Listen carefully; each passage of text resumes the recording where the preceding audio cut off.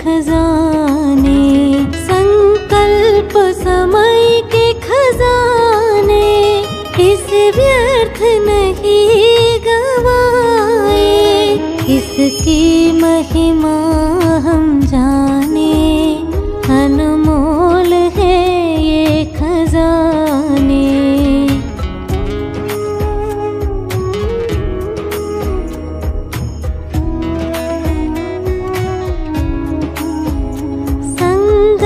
की सुहानी वेला है, परमात्मा मिलन का मेला है। बाबा संग अपना जन्मदिन है, ये जन्म अनोखा निराला है। बाबा आए धरा पर अपनी जयंती मनाने, संगम युग पर बाबा से मिले हैं अखुट खजाने।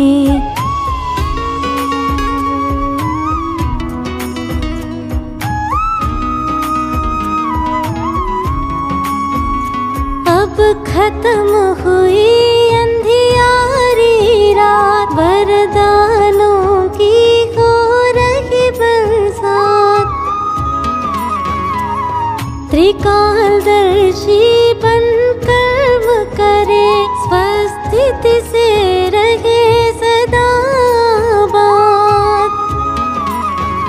शुभ श्रेष्ठ संकल्पों से खजाने हैं जमा करने, संगम युग पर बाबा से मिले हैं अखुट खजाने।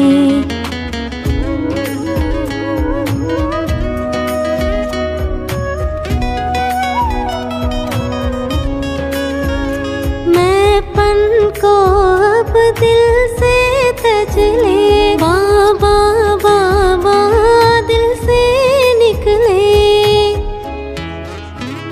शुभ भावना शुभ कामना, इस भाव से सेवा कर ले।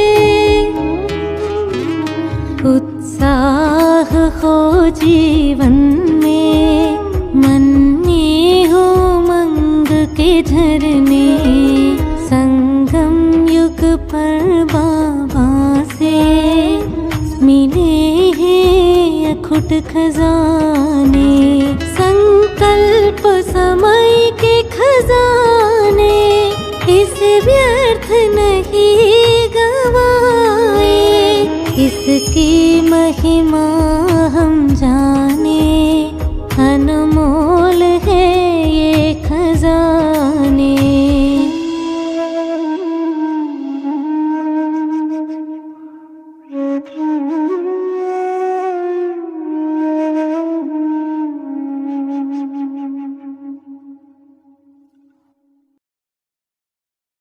ఓం శాంతి 22/10/2023 అవ్యక్త BapDada revise date 16/2/1996 diamond Jubilee సంవత్సరంలో విశేష అటెన్షన్ పెట్టి సమయం మరియు సంకల్పాల ఖజానాను జమ చేసుకోండి.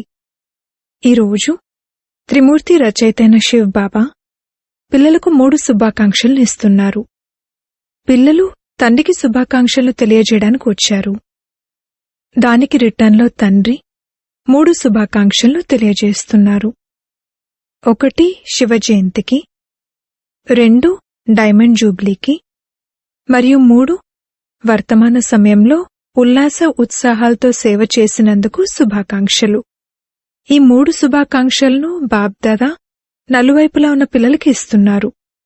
అందరి హృదయాలలోని ఉల్లాస ఉత్సాహాలతో చేసిన సేవా సమాచారాలు తండ్రి వద్దకు చేరుకుంటూ ఉన్నాయి.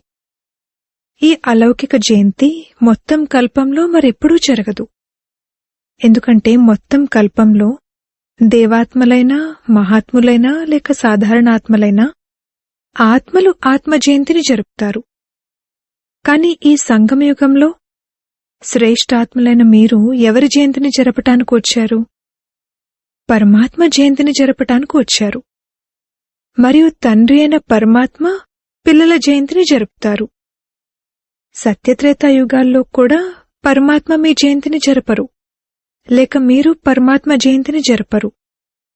కావున మీరు ఎంత పదమాల రెట్ల భాగ్యవాన్ ఆత్మలు.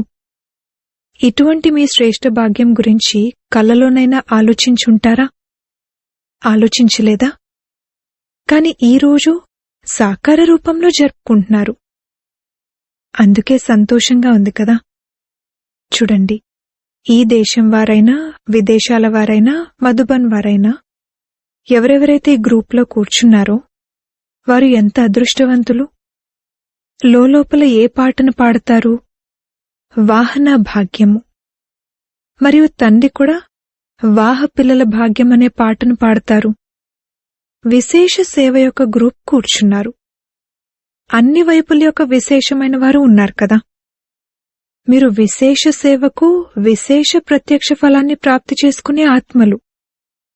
తండ్రి కూడా అటువంటి శ్రేష్ఠ పిల్లలను చూసి హర్షిస్తారు. పిల్లలెక్కువ హర్షిస్తారా లేక తండ్రినా? ఇరువురు. లేక తండ్రి ఎక్కువ హర్షిస్తారా? మీరెక్కువ హర్షిస్తారు. అచ్చా, ఈరోజు బాప్దాదా నలువైపులా ఉన్న సేవాధారి డైమండ్ల యొక్క మాలను చూస్తున్నారు. మీరందరూ మాలలో ఉన్నారు కదా. తండ్రి మెడలో డైమండ్లుగా అయి మెరిసే మాలలోని మణిపూసలు మీరేనా లేక అదింకెవరైనానా? అది మీరేనా? వేరెవరూ కాదు కదా. 108 మాల అని వ్యక్తులు కూడా అంటారు. కాని బాబ్దాదా మెడలో డైమండ్లైన మీ అందరిది ఎంత పెద్ద మాల ఉంది. కేవలం 108 అంటే కింద కూర్చున్నవారు సరిపోతారు. వెనకున్నవారు కూడా ఉన్నారు కదా. మొదట వెనకున్నవారే. బాబ్దాదా వెనకున్నవారికి ఎక్కువ శుభాకాంక్షలనిస్తున్నారు. ఇది కూడా త్యాగానికి ప్రత్యక్ష ఫలం. కింద ఉన్నవారికి ఇంకా ఎక్కువ శుభాకాంక్షలు. బాబ్దాదా పిల్లలు ప్రతి ఒక్కరి విశేషతను చూస్తారు. సంపూర్ణంగా అవ్వకపోయినా పురుషార్థులుగా ఉన్నా కాని ఏ విశేషత లేనటువంటి బాబా పిల్లలు ఒక్కరు కూడా లేరు. అందరిలోనూ విశేషతలున్నాయి. అన్నింటికన్నా మొదటి విశేషత ఏమిటంటే కోట్లలో కొందరు అనే లిస్టులోనైతే ఉన్నారు కదా. ఇంకొక విశేషత ఏమిటంటే పెద్ద పెద్ద తపస్వి మహానాత్మలైన 16,108 జగద్గురువైన శాస్త్రవాదులైన మహామండలేశ్వర్లైన వారు తండ్రిని తెలుసుకోలేదు. కాని తండ్రి పిల్లలైన మీరందరూ తండ్రిని తెలుసుకున్నారు కదా. మరి తండ్రిని తెలుసుకోవటమంటే ఇది ఎంత పెద్ద విశేషత. హృదయపూర్వకంగా నా బాబా అనైతే అంటారు కదా. నా వారు అనంటూ యజమానులుగానైతే అయ్యారు కదా. మరి దీన్నేమంటారు? ఎవరైతే తండ్రిని గ్రహించారో గుర్తించారో, మరి గుర్తించటమంటే ఇది కూడా బుద్ధి యొక్క విశేషత. పరిశీలించే శక్తి ఉంది. కావున మీ అందరి పరిశీలనా శక్తి శ్రేష్టంగా ఉంది. అచ్చా, ఈరోజు విశేషంగా జరుపుకోటానికి వచ్చారు కదా. ఈరోజు జరుపుకునే రోజా లేక ఈరోజు కూడా వినేటువంటి రోజా? వినాలి కూడానా? అచ్చా, శివరాత్రి అని అంటారు. కాని మీ కొరకు ఇప్పుడిదేమిటి? మీ కొరకు ఇది రాత్రి కాదు అంటే మరింకేమిటి? అమృతవేళనా? మీరందరూ రాత్రి నుండి బయటపడ్డారా లేక ఇప్పుడు కూడా కొద్ది కొద్దిగా రాత్రి ఉందా? అది సెలవు తీసుకుని వెళ్ళిపోయిందా? ఏ రకమైన అంధకారమైనా వస్తుందా లేక సమాప్తమైపోయిందా? అమృతవేళ సదా వరదానే సమయం. మరి మీకు రోజూ వరదానాలు లభిస్తున్నాయి కదా. తండ్రి రాత్రి వేళలో వస్తారని మీరంటారు కాని మనకైతే ఇది అమృతవేళ, గోల్డెన్ మార్నింగ్, డైమండ్ మార్నింగ్. మరి మీ ఈ వరదానే స్వరూపాన్ని చూసుకుంటున్నారా? మాయ మీ వరదానాలను మరిపింపచేయటం లేదు కదా. మాయ వస్తుందా అప్పుడప్పుడైతే వస్తుంది కదా. మాయ అయితే అంతిమ గడియ వరకు వస్తుంది, ఊరికే వెళ్ళిపోదు. కాని మాయ పని రావటం, మరియు మీ పని దూరం నుండే దాన్ని పారద్రోలటం. మాయ వచ్చిన తర్వాత దాన్ని పారద్రోలటం ఇలా కాదు. ఆ సమయం ఇప్పుడు సమాప్తమైపోయింది. మాయ వచ్చింది, మిమ్మల్ని కదిలించింది, ఆ తర్వాత మీరు దాన్ని పారద్రోలటమంటే సమయమైతే పోయింది కదా. కాని సైలెన్స్ యొక్క సాధనాల ద్వారా మీరు దూరం నుండే ఇది మాయా అని గ్రహించగలుగుతారు. ఇందులో కూడా సమయాన్ని వృధా చేసుకోకండి. మరియు మాయ కూడా పోనీలే, రావడమైతే రానిస్తున్నారు కదా అని చూస్తుంది. అలా రావటమనేది అలవాటైపోతుంది. ఏ విధంగా ఏదైనా పశువుకు లేక జంతువుకు మీ ఇంటికొచ్చి అలవాటు చేశారు, ఆ తర్వాత విసిగిపోయి దాన్ని పారద్రోలారు. కాని దానికి అలవాటైతే అయిపోయింది కదా. కొంతమంది పిల్లలైతే మాయకు నీళ్లు, టీ కూడా ఇస్తారు. ఇది తండ్రి వినిపించారు. ఏ నీళ్లు, టీ తాగిస్తున్నారు తెలుసా? ఏం చెయ్యను, ఎలా చెయ్యను, ఇప్పుడింకా పురుషార్థులమే, ఇప్పటికీ సంపూర్ణంగా అవ్వలేదు, చివరికి అయిపోతాంలే. ఈ సంకల్పాలు నీళ్లు, టీ వంటివి. కావున నీళ్లు, టీ అయితే లభిస్తున్నాయి కదా అని మాయ చూస్తుంది. ఎవరికైనా ఒకవేళ నీళ్లు, టీ ఇస్తే వారు వెళ్ళిపోతారా లేక కూర్చుండిపోతారా? కావున ఎప్పుడైనా ఏదైనా పరిస్థితి వచ్చిందంటే ఎందుకు, ఏమిటి, ఎలా, అప్పుడప్పుడు అయితే అవుతూనే ఉంటుంది. ఇప్పుడింకా ఎవరు పాస్ అయ్యారు, అందరి దగ్గర ఉంది కదా అని అనటం, ఇదే మాయకు ఆతిథ్యాన్నివ్వటం. కొంచెం స్వీట్, కొంచెం హాట్ కూడా తినిపిస్తారు. ఆ తర్వాతేం చేస్తారు? విసిగిపోయి బాబా మీరే పారద్రోలేయండి అని అంటారు. రావడం మీరు రానిస్తారు, కాని పారద్రోలడం అనేది బాబా చెయ్యాలా? ఎందుకు? అసలెందుకు రానిస్తారు? మాయ పదే పదే ఎందుకు వస్తుంది? ప్రతి సమయం ప్రతి కర్మ చేస్తూ త్రికాలదర్శి సీట్పై సెట్ అవ్వరు. త్రికాలదర్శి అనగా భూత, భవిష్యత్, వర్తమానాల గురించి తెలిసినవారు. అప్పుడు ఏమిటి, ఎందుకు అని అనవలసిన అవసరం ఉండదు. త్రికాలదర్శులైన కారణంగా ముందు నుండే ఈ విషయాలైతే రావాల్సిందే, జరగవలసిందే. స్వయం ద్వారానైనా, ఇతరుల ద్వారానైనా, మాయ ద్వారానైనా, ప్రకృతి ద్వారానైనా అన్ని రకాలుగా పరిస్థితులైతే వస్తాయి, అవి రావాల్సిందే అన్నది తెలుసుకుంటారు. కాని స్వస్థితి శక్తిశాలిగా ఉన్నట్లయితే పరిస్థితి దాని ముందసలేమీ కాదు. పరిస్థితి పెద్దదా లేక స్వస్థితి పెద్దదా? లేకప్పుడప్పుడు స్వస్థితి పెద్దగా, అప్పుడప్పుడు పరిస్థితి పెద్దగా అవుతుందా?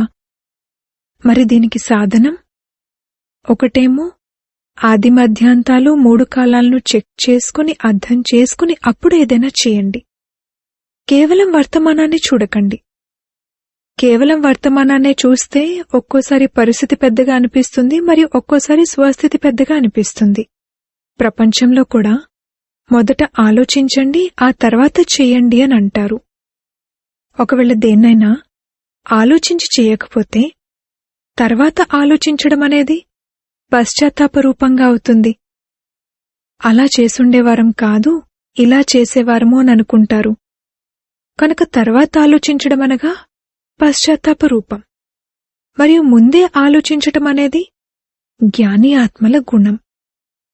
ద్వాపర కలియుగాల్లోనైతే అనేక రకాలుగా పశ్చాత్తాపడుతూనే ఉన్నారు కదా. కాని ఇప్పుడు సంగమంలో పశ్చాత్తాపడటం అంటే జ్ఞాని ఆత్మలు కారు అని అర్థం. మిమ్మల్ని మీరు ఎలా తయారు చేసుకోవాలంటే మీలో మీరు మనసులో ఒక్క సెకండ్ కూడా పశ్చాత్తాపడకూడదు. మరి డైమండ్ జూబ్లీలో విశేషంగా రోజంతట్లో 1 సమయం మరియు 2 సంకల్పాలు, ఈ 2 ఖజానాలపై అటెన్షన్ పెట్టండి. ఆ మాటకొస్తే ఖజానాలైతే చాలానే ఉన్నాయి, కాని ప్రతిరోజు శ్రేష్టమైన శుభమైన సంకల్పాలను ఎంత జమ చేసుకున్నాను అని విశేషంగా ఈ 2 ఖజానాలపై అటెన్షన్ పెట్టండి. ఎందుకంటే మొత్తం కల్పం కొరకు జమ చేసుకునే బ్యాంక్ ఇప్పుడే తెరుచుకుంటుంది. సత్యుగంలో ఈ జమ చేసుకునే బ్యాంక్ మూసివేయబడుతుంది. ఈ బ్యాంక్ కూడా ఉండదు, వేరే బ్యాంక్ కూడా ఉండదు.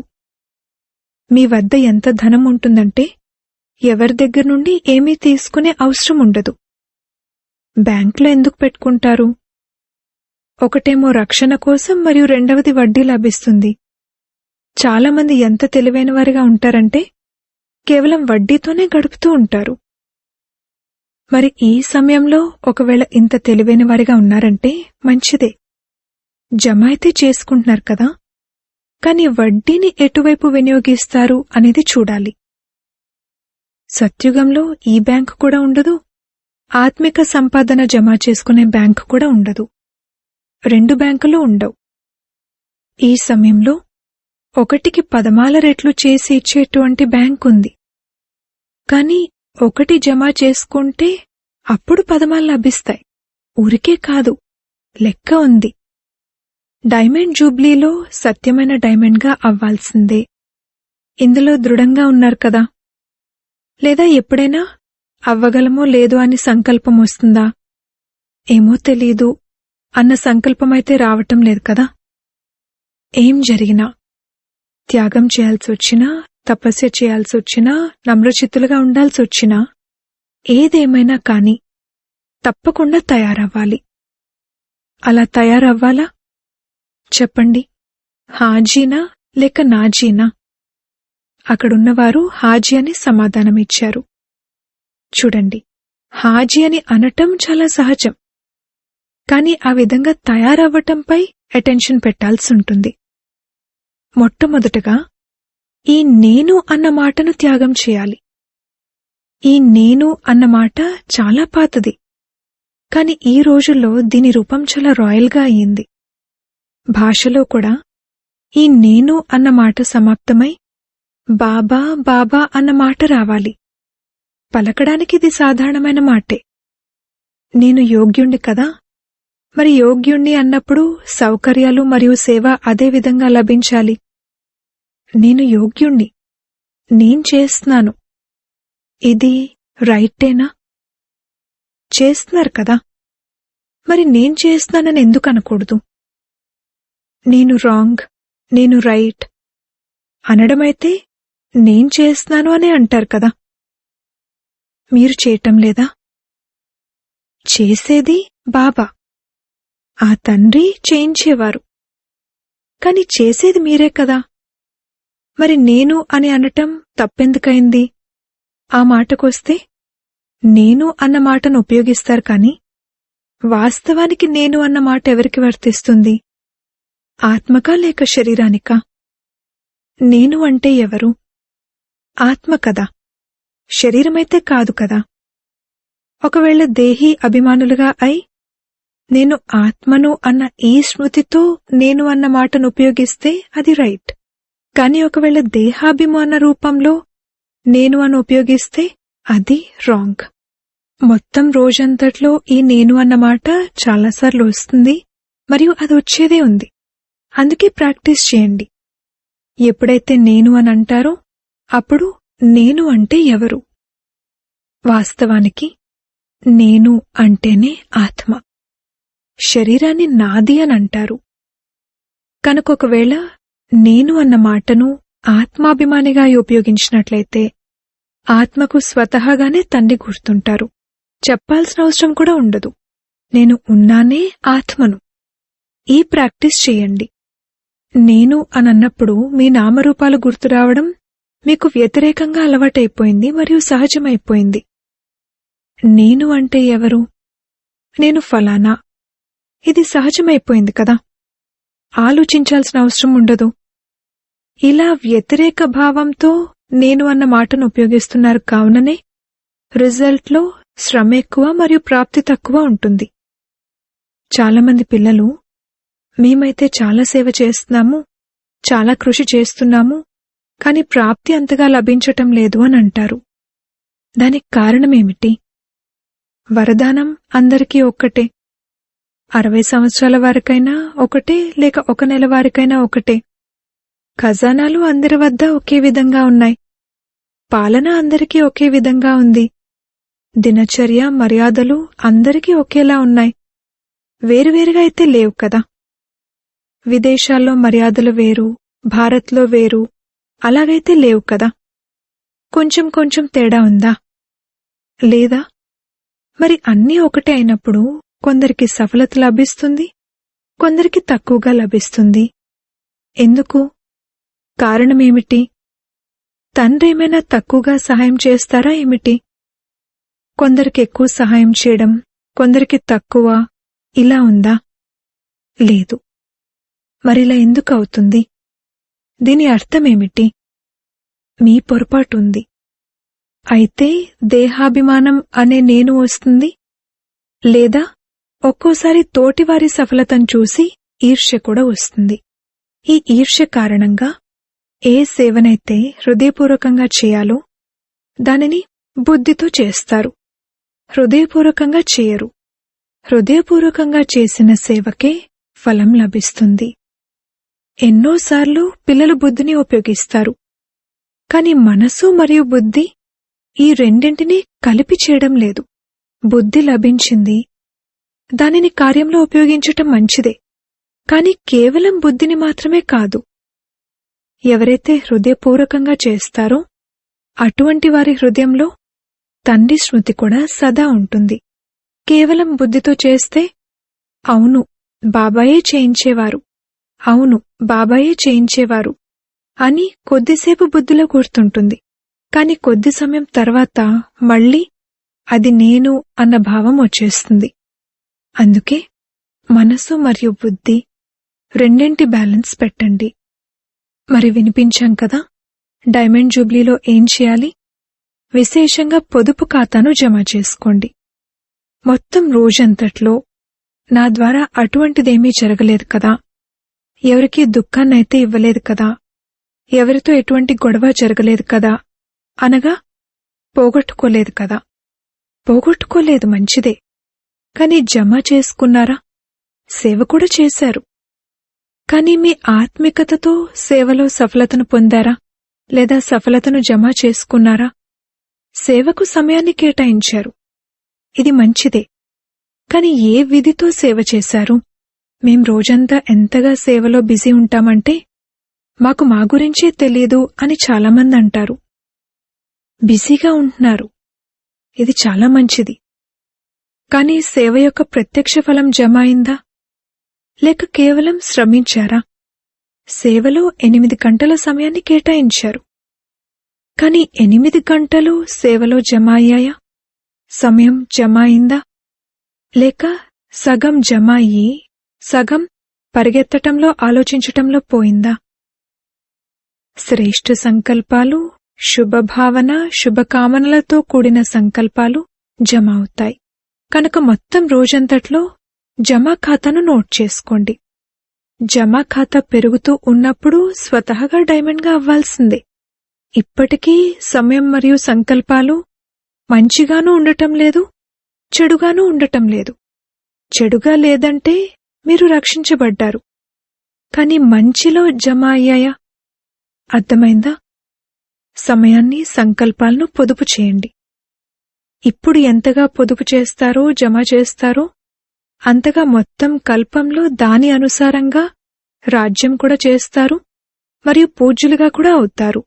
ద్వాపరం నుండి మీరు సాకార రూపంలో పడిపోయే కళలోకొస్తారు, కాని మీరు జమ చేసుకున్న ఖాతా మీ జడ చిత్రాలకు పూజ చేయిస్తుంది.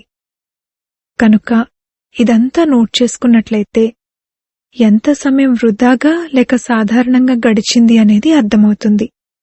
సాధారణ సంకల్పాలు ఎన్ని ఉంటున్నాయి అనేది తెలుస్తుంది. కాని దాని పట్ల అటెన్షన్ పెట్టాలి. ఒకవేళ ఈ రోజు మీ జమా ఖాతా చాలా తక్కువ ఉందనుకోండి, తక్కువగా ఉండడాన్ని చూసి మీరు నిరాశపడకండి. ఇప్పటికీ మాకు జమ చేసుకోవటానికి అవకాశం ఉంది అని భావించండి.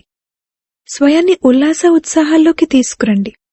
మీతో మీరు రేస్ చేయండి, ఇతరులతో కాదు. ఈరోజు 8 గంటలు జమ అయితే రేపు 10 గంటలు జమ అవ్వాలి అని మీతో మీరు రేస్ చేసుకోండి. ఇందులో నిరాశ పడకండి. ఎందుకంటే ఇప్పుడింకా జమ చేసుకునేందుకు సమయం మిగిలి ఉంది. టూ లేట్ బోర్డ్ ఇంకా పెట్టలేదు.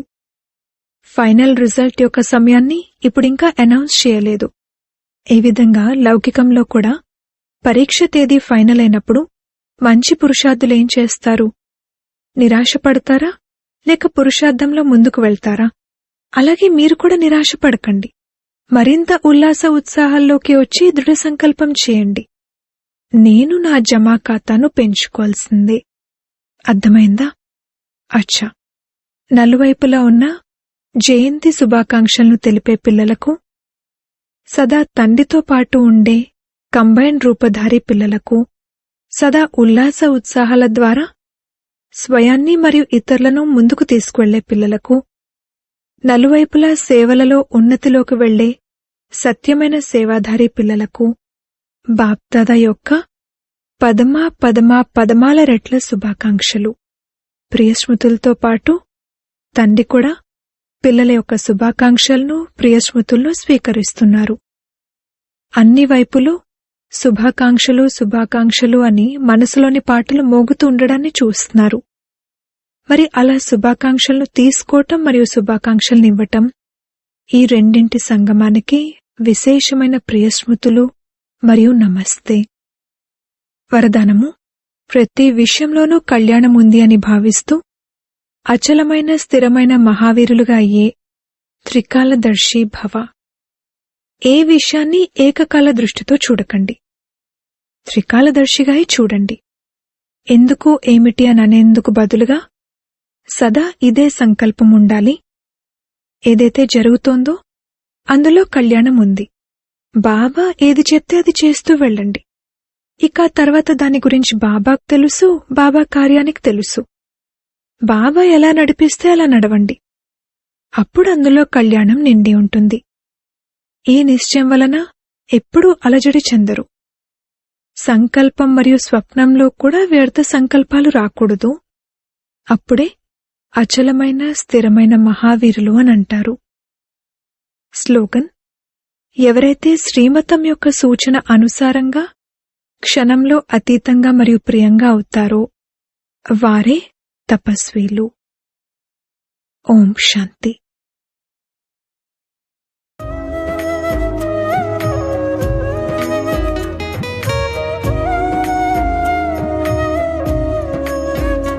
బాబాతో లభించేలే ఎన్నెన్నో ఖజానాలే, బాబాతో లభించేలే ఎన్నెన్నో ఖజానాలే. సంకల్పం సమయ ఖజానా సమర్థంగా చేయగా ఖజానాలే అమూల్యమే.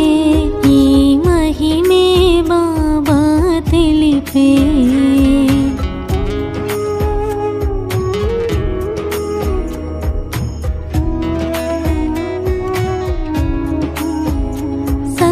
సంగమయుగమే మనోహరం, పరమాత్మతో మిలనమే ఆనందం. బాబా జతలో మన జన్మదినం, ఈ జన్మ అతీతం అలౌకికం. బాబా భూమిపై విచ్చేసే జయంతినే జరుపుటకే, బాబాతో లభించేలే ఎన్నెన్నో ఖజానాలే.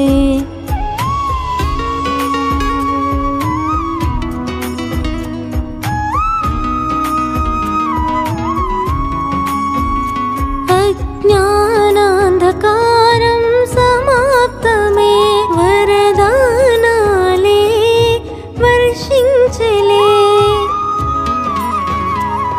త్రికాలదర్శిగా మన కర్మలే స్వస్థితితో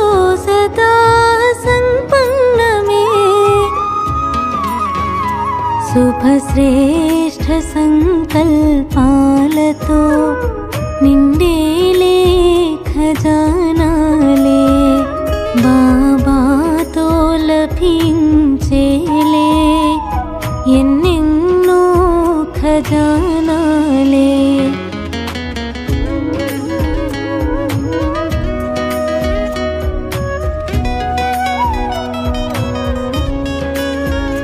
నేను అను అహమే తొలగించగా బాబా బాబా మది పలికేనుగా శుభభావనతో శుభకామనతో బాబా సేవే చెయ్యాలిగా ఉత్సాహమే జీవితంలో ఉమంగమే ఈ మదిలో బాబాతో లభించేలే ఎన్నెన్నో ఖజానాలే